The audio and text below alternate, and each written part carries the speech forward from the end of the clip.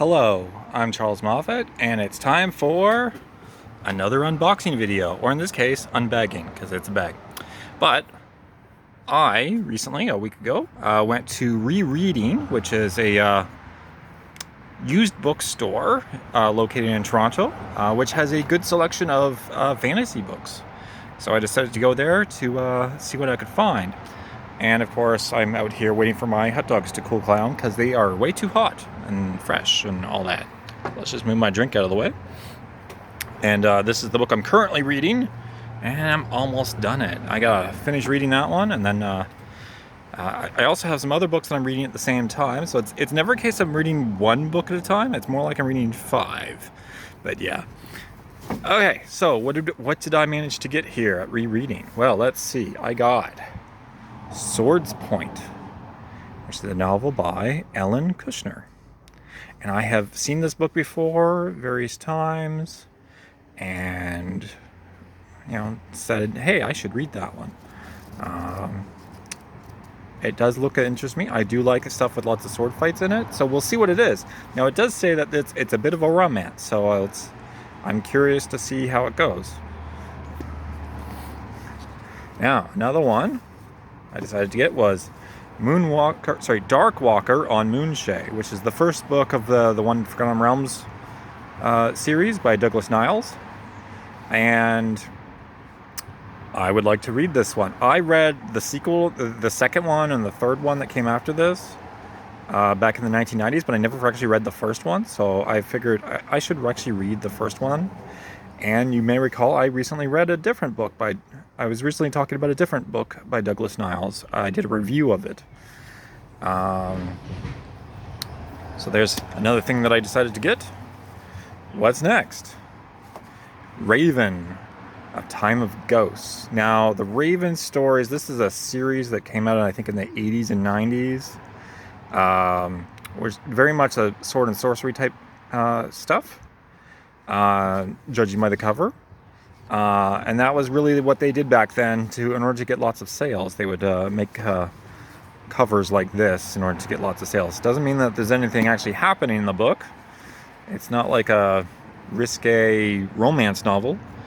It just means they put that on the cover in order to get more sales. Okay. Gryphon's Eyrie. I like Gryphons.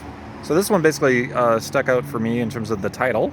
But I also saw, I was like, oh, Andre Norton. So I was like, okay, I don't know who AC Crispin is, but probably should. But I decided I would get this one, mostly because I like Gryphons. So that one went on the pile of things to get. And what do we have next? The Dark World. I kind of like this one's title and the cover. I don't know anything about the author. I do know that this is a very small book, though. It's only about, so many pages, 120 something pages, whatever. But the size of the book compared to, like, say that, it's tiny. It's it's not even, like, the height is also different. It's just, so I was curious to see from a publishing perspective, just like how much of a story this is. And, because I also write short fiction. I write novellas and novelettes and short stories and flash fiction. So, to me, publishing a book like this, that's that size, is an interesting topic. Well, let's see what else we got here. I got Firedrake by Richard A. Knack. And what interested me is that Richard A. Knack is one of the authors that is very popular with Dragonlance. And the artwork on the cover here is by the same, artists that you would find on Dragonlance. And it's called Dragon Realm. And it makes me wonder if this was meant to originally be a Dragonlance book, but maybe it was published in a different, setting.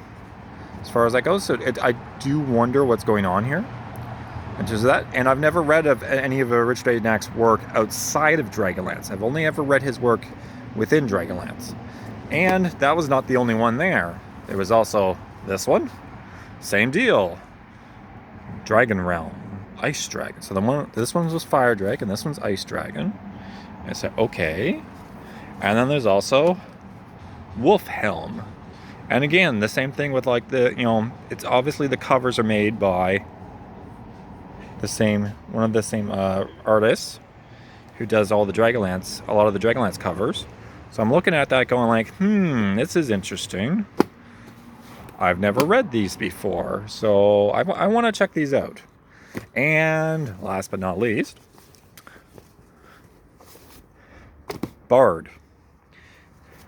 And the Bard books are kind of, I don't know how else to describe it. They're kind of like sword and sorcery, but as far as I can tell, they're also kind of like comedic fantasy at the same time. And all sorts of funny things going on there. And I didn't just get the one, I got book 1 and book 2, book 3, and book 4. And it's kind of a case where I was looking at this going like, okay, if I only got the first 2 books, if I ever came back looking for books 3 and 4 because I wanted them, I probably couldn't even find them. They probably wouldn't even be available. They'd be gone. Somebody else would have snapped them up.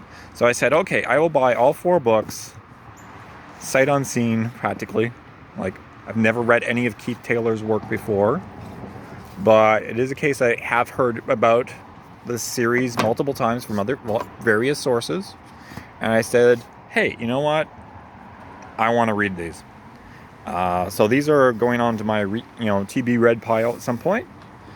And I will start reading various books from this pile of 12 books I got, all from rereading. All right. And just as soon as I finish reading this book and various other books that I have to finish reading. Yeah, and I will be posting a review of this sometime soon because I'm very close to being done it. I just have another 150 pages or so to go. Yeah, be done soon enough. I'm hoping to be done within the next 3 or 4 days. Okay, I'm Charles Moffat. Please like and subscribe and all that stuff. And go on Amazon and go to amazon.com/Moffat. Sorry, /Arthur/Moffat. And you will find my work on there as well. If you're into various types of heroic fantasy, dark fantasy, or sword and sorcery. Bye-bye.